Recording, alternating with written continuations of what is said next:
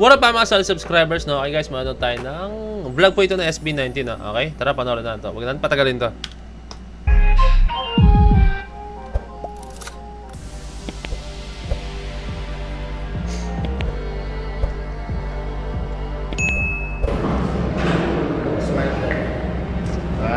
Yun naman pala. Yun naman pala. Oh, kid. Muntik pa si Pablo makato-balance.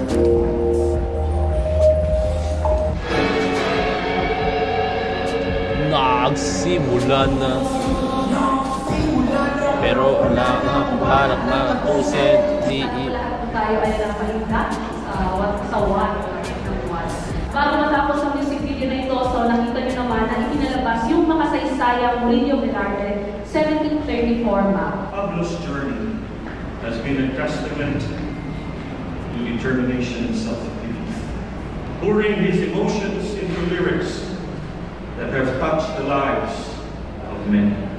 Joe's life story and finding his purpose through music resonates deeply with many of us. Sabog ni Ken. Brings not just his voice, but his soul to every performance.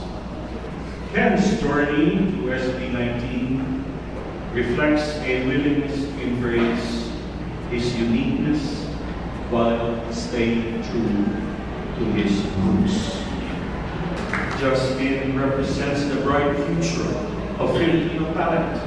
Wow. Justin brings not only his creative vision, but also a deep compassion.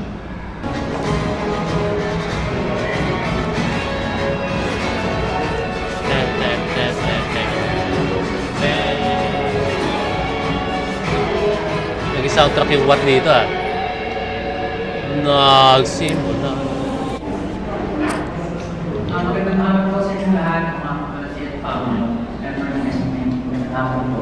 Kami po ulit ng SB19 and we would like to express our deepest gratitude to Chairman Ben Velasco Velarde, the Asian Institute of Journalism and Communication, the National Library of the Philippines, and the National Commission for Culture and the Arts for this profound honor. Maraming salamat po. In order to love, you have to know. So kailangan po natin talagang i-spread yung nalalaman natin about the Pilipinas at yung mga Yung may guys, napaka-professional nila sumagot talaga si.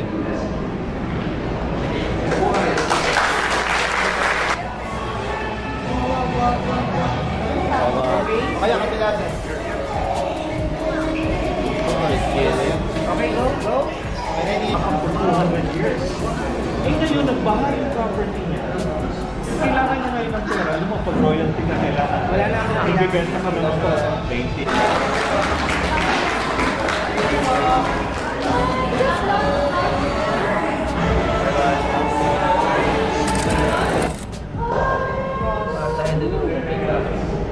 Ay, baka nga po, ano to? Papa ng Pilipinas, sinago ng Slytherin.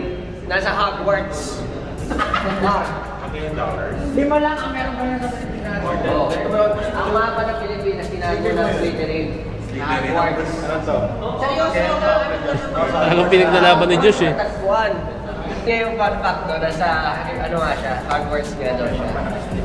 No, in-organize tayo. Most of our relatives, nawasak talaga at ninakaw. So ito yung isa sa mga loot. ang maganda ng Pilipinas kasi nga winasak tayo ng yung mga Japanese, yung mga Spaniards. Kumbaga, ano hindi na natin masyado na preserve kung anong meron tayo originally. Kumbaga, buti nga may Intramuros pa, meron pang Neta Park, pero nakakalungkot na nakalimutan natin ang karamihan kung sino talaga tayo. Kaya medyo magugulat ka up until now. Parang gulong-gulo tayo kung ano talaga yung kultura ng Pilipino at ano yung main language na ginagamit natin. Kasi medyo dahil colonial territory tayo, parang hirap tayo na for the past years, ang pinag-aaralan natin English, Spanish, Japanese, Ngayon tuloy, hybrid tayo. Kaya masasabi natin, unique ang pagiging Pilipino. Isang kaalaman mula sa Diyos. Actually, tama yung sinabi ni Josh, guys. Mabilis lang to, guys. No? Tama yun. No? Talagang, ano kaya ang pakiramdam kung hindi tayo nasakop? No? I think, maninindigan tayo syempre na ang inaaralan nating wika is yung Tagalog lang to, guys. No? Syempre, Tagalog lang po. No? Pero dahil nga po nangyari, sinakop po tayo ng iba't ibang mga, yan, no? nagkaroon tayo ng mga lengguwahe na yan, English talagang inaral po natin yan. Tapos pati po yung mga sinabi niya kanina mga language. Hindi ako ganun katalino katulad ni Josh, ha? Pero yun nga, iniisip ko rin, no? Paano kung hindi tayo nasakop? No? Paano kaya ang Pilipinas? No? I think may kaya ba natin makipag-compete sa ibang bansa? No? So, ayun. Kaalaman mula kay Josh. Let's go. Ay, hindi ko ibibenta, syempre. Display natin sa bahay yan. Pero ang saya sa pakiramdam magkaroon ng ganyan, no? Review mo. Close ka. Gawin mo nga yun. Magta-time travel ako doon sa Pilipinas. Mapabuhay ko ang history. Lahat ng Pilipino tuturuan ko mag-gento. Mag-gento? Lahat ng Pilipino. Siyempre, ayusin natin lahat ang pagiging kailangan pag ako bumili ng Pilipinas, dapat lahat nagtatagalog. Dapat mula bata hanggang sa pati yung mga nakasulat sa mga natin, sa mga signboard, dapat lahat nagpi-Filipino o nagtatagalog. Hindi naman mag-English, di ba? Dapat nagtatagalog. Ngayon pag kumausap ka ng tao, ang basihan kailangan magaling ka mag-English.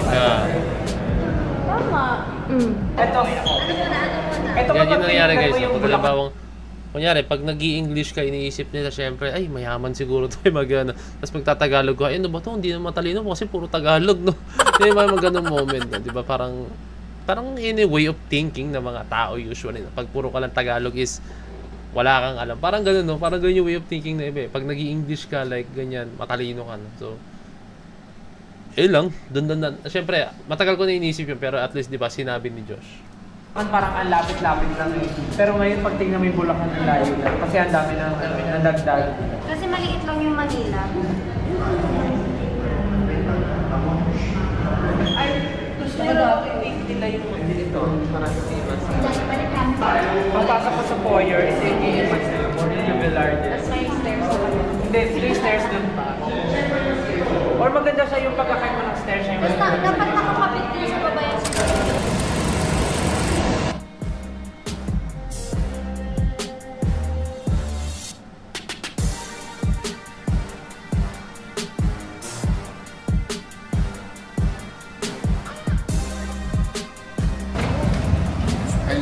Like one by one. Cash, una na kayo ito. Para siyang family.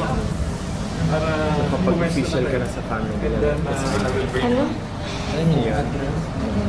Yung merong libro silang pinitay mo sa address. Naabutan mo pag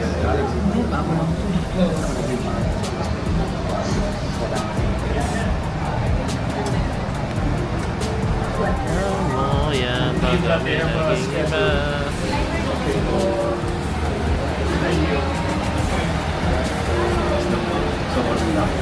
Nag-enjoy talaga sila, guys. Sa history po talaga.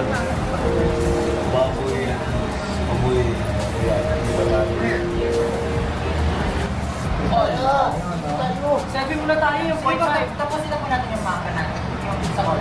After po na. Mapa natin to. Kwento natin. Alam niyo na yan. Mapa natin to. After ka natin to. Pero mamaya po isusunod mo na yun. 2, 1, action. 18 mga kababayan. Ako po si Pablo. Ako po si Stel. Ako po si Justin. Ako po si Josh. Ako si Ken. We are SB19. 2, 1, go! Ano? Dito na tayo? Tama na. Let's go. Proctor ko na maliit. Boss ko lang pa-connect yung proctor dun sa akin. First, ano na lang, dito na lang sa mga... Kaya niya tawa rin. Wait. Baka yung ano lang, yung front lang yung kasi yan lang yung sinave. Wait lang natin. Hindi, okay lang hawakan yun. Ayan, okay lang yan.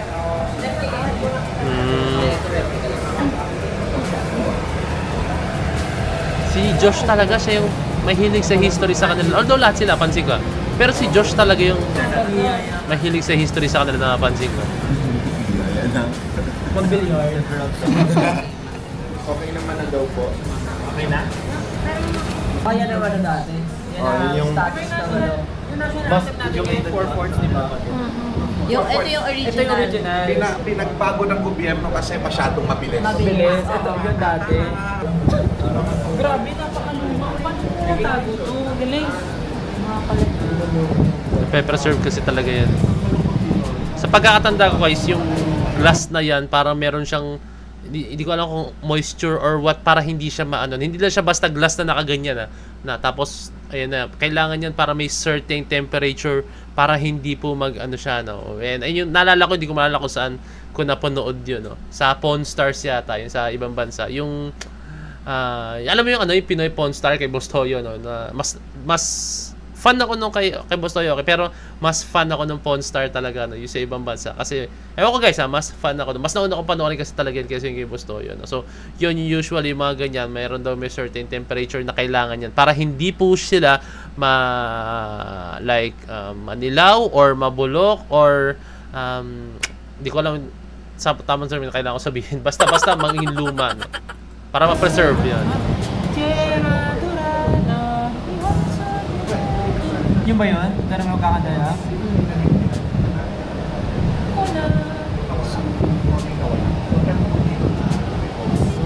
Kulang-kulang na.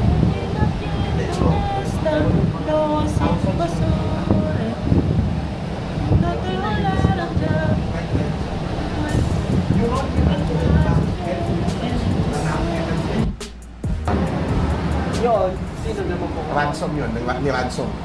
Ni ransom ng gobyerno sa dito. So yung pack of biyak na bato nandun, saka yung constitution of biyak na bato. Yung naguluhan ka. Para gusto ako talaga pumunta sa museum dahil sa SP19. Galing sa comics yun. So meron siyang sense of humor.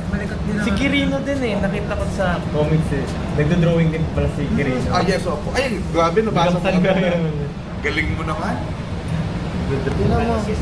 Yung unang nahulog siya, humingi siya ng tulong. Heal. Yun talaga. Baka heal in other language help. Hindi na lang ako nag-joke si Justin. Diba titigil tayo? Sabi niyo, selfie. Si Sir Pablo? Halika, tayo kumuha ng larawan. Pablo? Tuwa ka na naman. Nahog siya sa ano. 2, 1. Let's go, Steph. Tara, mag-selfie tayo. Picture with the back. Hindi ka takpan ha. Okay, 3, 2. Okay na? Sige, still pa rin natin. Still natin yun. Okay? Sinapak si Diyos. Sa Western DC, sa Permanent Court of Arbitration sa The Hague na Netherlands. At naipanalo natin ang kasong yun. Pinapakita ng Pilipinas nila at 734 map sa akong ng Order of Pilipinas at 6-7. So, mapa natin, kwento natin. Ang Murillo Velarde 1734 map. Okay, pa-closer. 1,